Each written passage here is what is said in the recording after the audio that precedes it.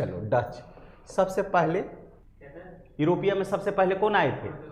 पुर्तगाली आए थे। पुर्तगाली जो है इसका मतलब ये कहाँ से आए थे?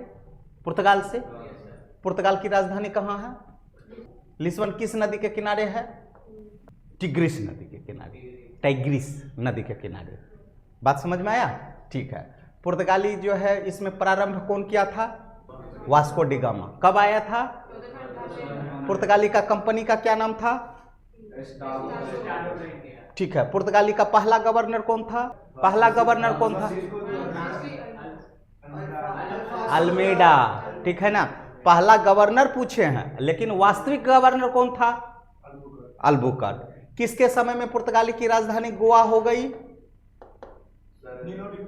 नीनो डी कुन्हा के समय में, नीनो डी कुन्हा के काल में। ठीक है ना, कोई दिक्कत? फिर जो है पुर्तगाली में कौन गवर्नर था जो वैवाहिक संबंध साम्राज्यवाद का विस्तार किया था? सांस्कृतिक साम्राज्य, अल्बुकर्क। याद आया? ठीक है ना। पुर्तगाली का देन क्या था? आलू, मक्का, प्रिंटिंग प्रेस, गौथिक शैली, ये सभी। ठीक है। और सबसे बड़ा बात तंबाकू। धार्मिक असहिष्णुता, व्यापार में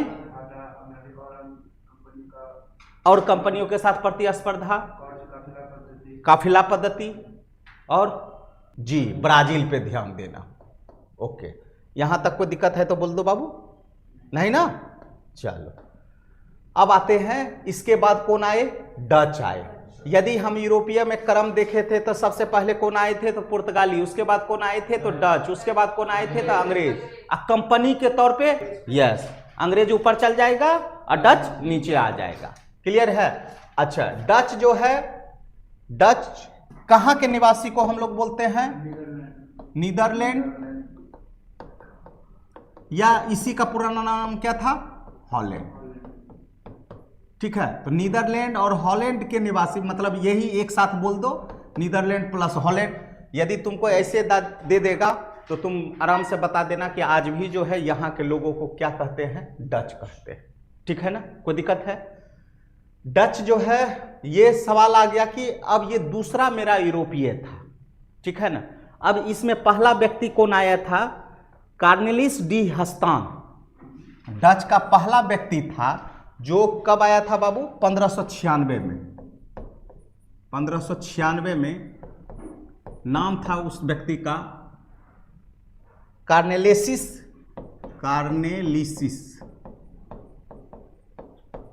डी हस्तान। ठीक है, हस्तान। भारत पहुंचने वाला पहला डच था। तो कौन था? अब आया। ठीक है। और इसका कंपनी कब बनेगा? 1602 में। तो इतना दिन तक ये रिसर्च करेगा। ठीक है। लेकिन इसका प्रारंभ में ही ध्यान किधर था? ईस्ट की ओर था, मतलब पूर्वी जगत अर्थात इंडोनेशिया के तरफ था। भारत में सिर्फ इसका उद्देश्य क्या था? बस व्यापार करना। और व्यापार में भी कौन सा? सूती वस्त्र का। किसका? सूती वस्त्र का। बात समझ में आया?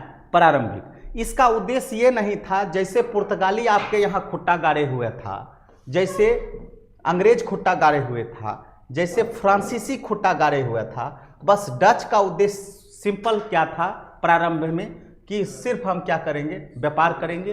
अब व्यापार में भी कहाँ करेंगे? ईस्ट में, खास करके पूर्वी जगत इंडोनेशिया के क्षेत्र में। अब भारत के साथ भी यदि होगा तो ये यहाँ होगा। क्लियर है? इसकी पहली फैक्ट्री कहाँ खुलती है? तो मछलीपट्टनम में। मछलीपट्टनम में। बात समझ में आया? इसके कंपनी का नाम क्या था? ओरिएंटो द ओस्ट इंडिस कंपनी, है ना? ओरिएंटो ओस्ट इंडिसो कंपनी। क्लियर है? अभी बता रहे हैं तुमको। तो डच ईस्ट इंडिया कंपनी याद रख लेना, डच ईस्ट इंडिया कंपनी, ये भी Dutch East India company. Clear है? कोई दिक्कत? उसके बाद इसकी पहली फैक्ट्री कहाँ बनेगी? मछलीपट्टनम। फिर धीरे धीरे जो है कहाँ चला जाएगा? तो अब इसका जो है नेक्स्ट आ जाएगा। तो पहला लाइन आप लिख लीजिए। हाँ, जगह का जी, अंग्रेज भी यहाँ भी, अंग्रेज भी पहली शुरुआत यहीं से करेंगे। आदेश मिलेगा कहाँ? सूरत में, लेकिन उसका प्रारंभ कहाँ होगा? मछलीपट्टनम में। लिख लीजिए। 1596 में कार्नेलिसिस ड हस्तान, इसमें ये लाइन नहीं दिया हुआ है, तो एक एक्स्ट्रा लाइन तुम्हारा जुट गया। बात समझ में आया? कार्नेलिसिस ड हस्तान, हाँ। अरे डी द ये सभी अंग्रेजी वर्ड में जो है ना, ऐसा होता है कि सब कोई लगा देंगे हम लोग द, ठीक है ना, कोई दिक्कत?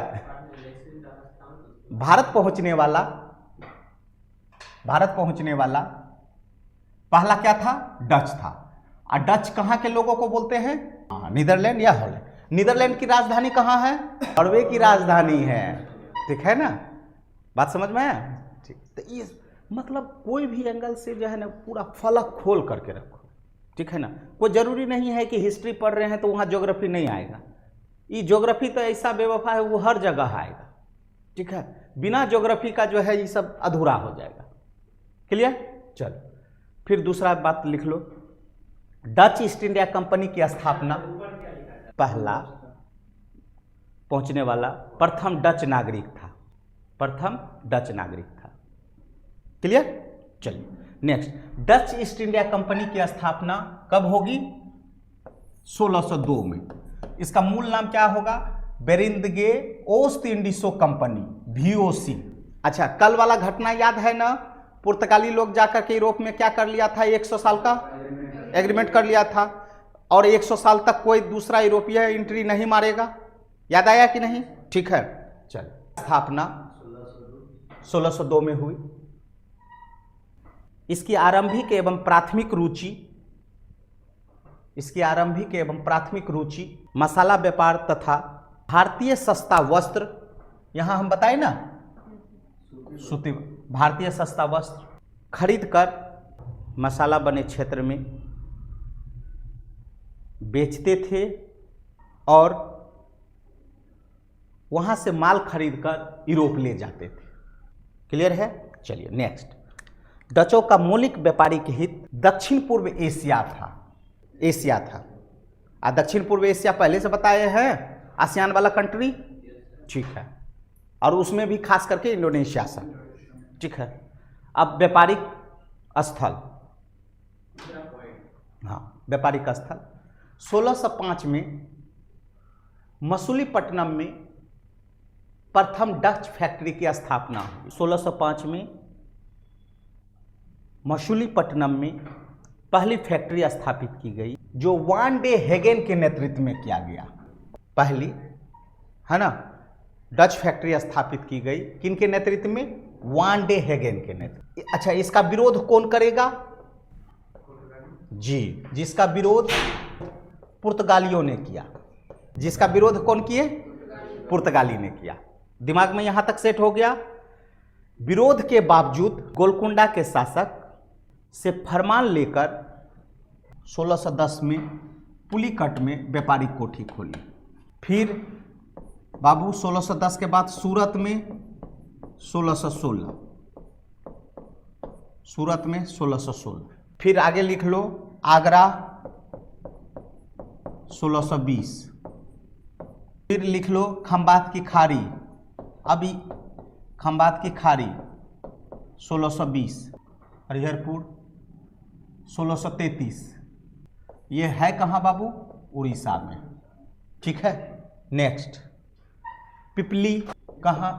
वेस्ट बंगाल, वेस्ट बंगाल कहाँ? ये भी 1633। पटना 1638।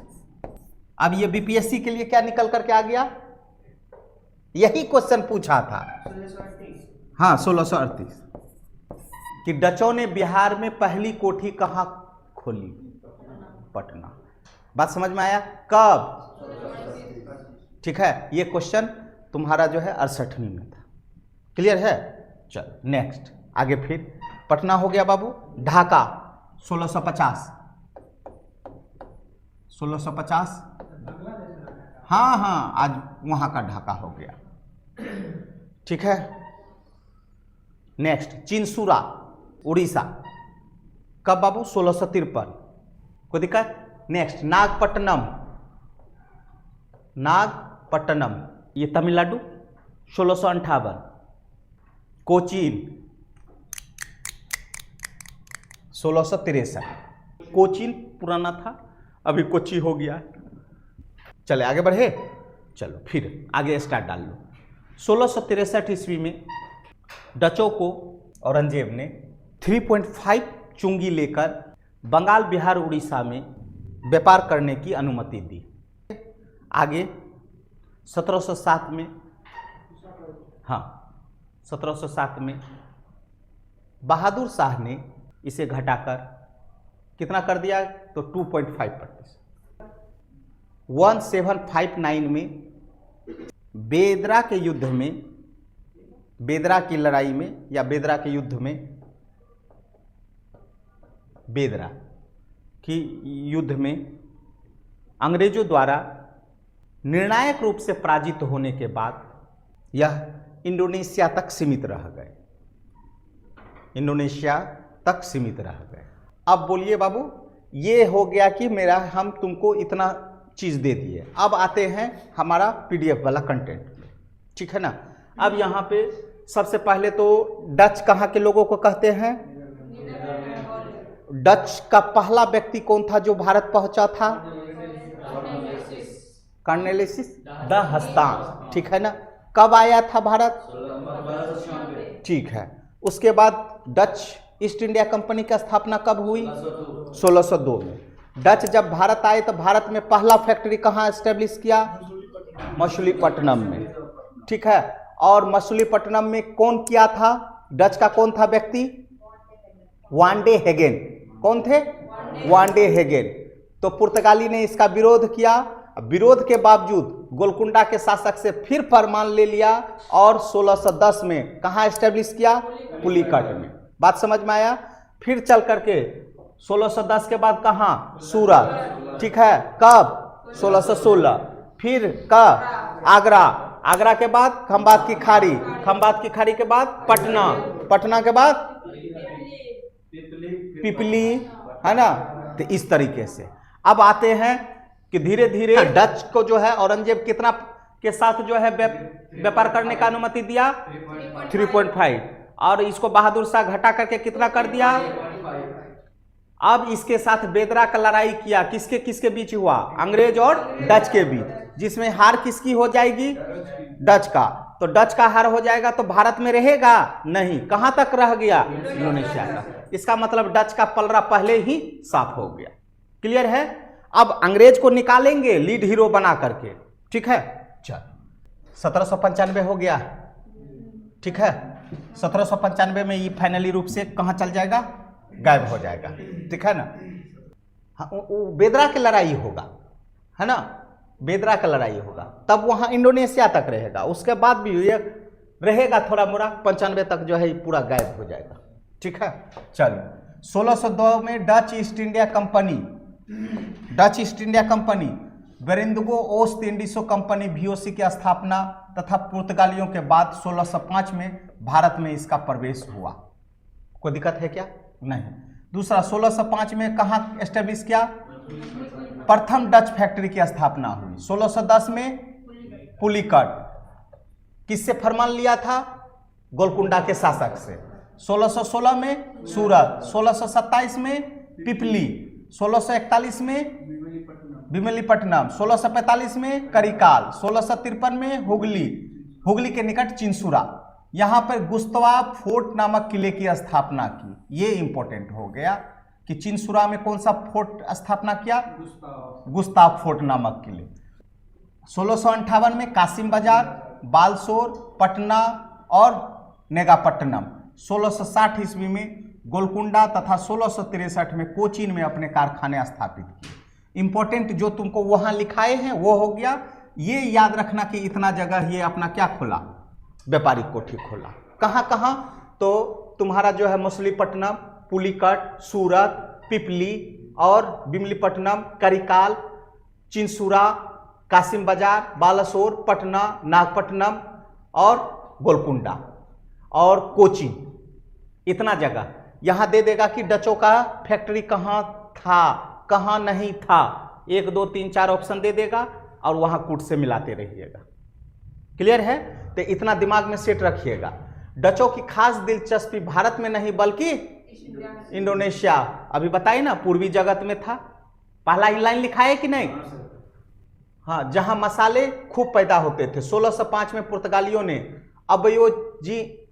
अबयोयाना छीन लिया तथा मसाला द्वीप इंडोनेशिया पर भी अधिकार कर लिया। 1619 में उसने जकार्ता जीतकर बेटेविया नगर की स्थापना की। बेटेविया नगर की स्थापना कौन किया है? डच। कहां किया है? इंडोनेशिया में। ठीक है। 1632 में डचों ने पुर्तगालियों से बंगाल के हुगली तथा 1658 में श्रीलंका को जीत लिया। कल जब पुर्तगाली बता रहे थे तो वहां हम लिखाए थे ना डच, देखो एक लाइन, श्रीलंकाई मसाला क्षेत्र जीत लिया। ठीक है। डचों का प्रथम दुर्गीकृत कारखाना कहां? पुलिकट में बना। यहां पर बने किले को फोर्ट गोलेड्रिया का नाम दिया गया। पुलिकट में जो है क्या बनाया गया था, है ना, एक किला बनाया था और उस किला का क्या नाम था? फोर्ट गोलेड्रिया। यहीं से डचों ने स्वर्ण सिक्के पेगोडा का प्रचलन किया। तो पेगोडा क्या था? स्वर्ण सिक्का था। पेगोडा क्या था? स्वर्ण सिक्का था। ठीक है। 1690 में पुलिकट के स्थान पे नेगापट्टनम डचों का मुख्यालय बना। नेगापट्टनम।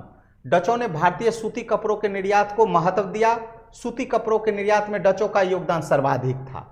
बिहार में होने वाला सोरा व्यापार पर डचों का एकाधिकार अंग्रेजों के प्लासी विजय के बाद समाप्त हो गया, जिसे पुनः प्राप्त करने के लिए बंगाल के नवाब मीर जाफर से मिलकर कोशिश की। परिणाम स्वरूप डच और अंग्रेज के बीच 1759 में बेदरा का निर्णायक युद्ध हुआ।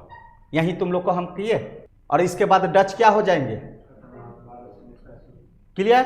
अब यहां डचों का योगदान, इन्होंने भारत से पुर्तगालियों के व्यापारिक एकाधिकार को क्या कर दिया? समाप्त। डचों के कारण ही भारत में सूती कपड़ों का निर्यात सर्वोच्च स्थिति में पहुंच गया।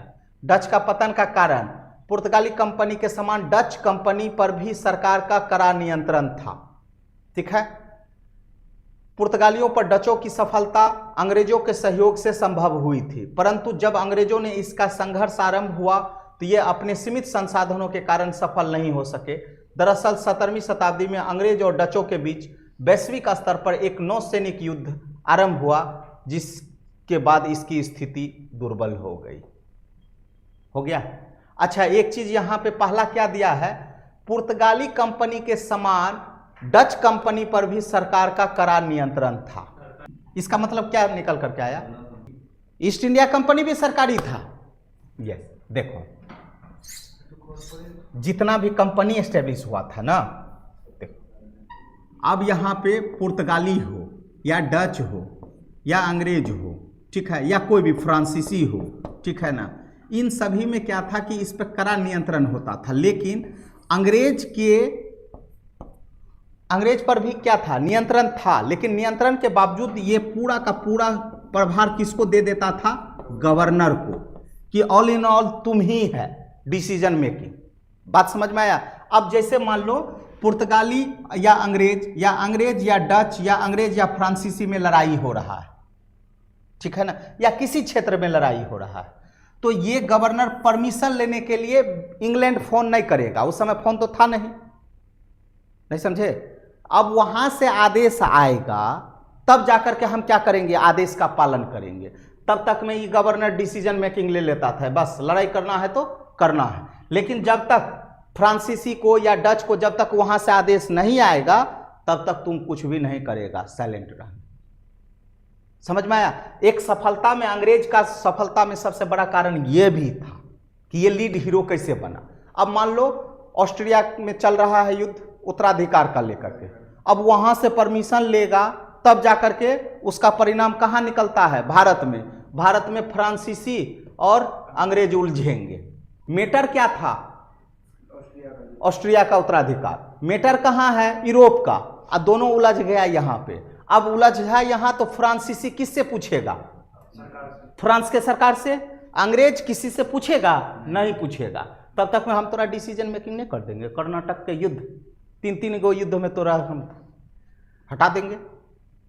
समझ में आए ना? तो ये रोल बहुत इंपॉर्टेंट था। एक गवर्नर ये सोचता था कि अंग्रेज गवर्नर कि हम जीते तो मतलब इंग्लैंड जीता, ठीक है ना। तो गवर्नर को इतना रोल दे करके आया था, ठीक है। लेकिन इसका भी गवर्नर था, ठीक है ना। लेकिन ये गवर्नर होने के बावजूद वो किस पे निर्भर करता था, वो आदेश देगा तब ये होगा। क्लियर है, कोई दिक्कत? तो ये फ्रांसीसी में डुप्ले नाम का एक व्यक्ति था, डुप्ले, ठीक है ना। मतलब हर व्यक्ति का, हर यूरोपीय का अपना अपना क्षेत्र सीमित रह गया। एक कारण और देखो, जैसे मान लो हम ये पूरा भारत बनाए बाबू, ठीक है। ये वाला एरिया कौन हो गया, पुर्तगाली का, ठीक है। ये वाला हो गया फ्रांसीसी का, पुडुचेरी, और ये वाला एरिया किसका हो गया, अंग्रेज का। अब देखो क्षेत्र पर भी डिपेंड कर रहा है। अंग्रेज कहाँ पे कब्जा बसाने का प्रयास किया, बंगाल। और बंगाल उस समय का सबसे धनी क्षेत्र था हर मामले में, चाहे वो खाद्यान्न हो कि खनिज हो, हर मामले में ये सबसे उपजाऊ क्षेत्र था, ठीक है। अब फ्रांसीसी यहाँ तक रह गया, पुर्तगाली यहाँ तक रह गया, बात समझ में आया। अब यहाँ देखो इसके साथ सब चीज साथ दिया। तो ऐसे क्वेश्चन देता है, डुप्ले ने अपनी चाबी की कुंजी पुंडीचेरी में खोजी, तो जबकि अंग्रेजों ने अपने चाबी की कुंजी कहाँ, बंगाल में खोजी। तो ये कुंजी हुआ, पूरे भारत का एक तरीके से मेन चाबी हो गया बंगाल। क्लियर? अभी तो मान लीजिए झारखंड अलग हो गया, उड़ीसा अलग हो गया, बिहार अलग हो गया, ठीक है, बांग्लादेश एक अलग बन गया, ये सभी मिल करके तो उस समय बंगाल था, ठीक है। और बंगाल का कौन कपड़ा होता है, मलमल, वहां तो उतना इसका डिमांड चलता था यूरोप में कि मत पूछो, है ना। अब वो चिटगांव में है। क्लियर है? तो इसका डिमांड वहां इतना चलता था, तो ये बंगाल ऐसे ही मिल गया था अंग्रेज, बस एगो इलाज कर दिया था, फर्रुखसियर से मिला था, नहीं बताए थे, ठीक है। चलो यहां तक कोई दिक्कत है तो बोलो, डच वाला, हाँ चल।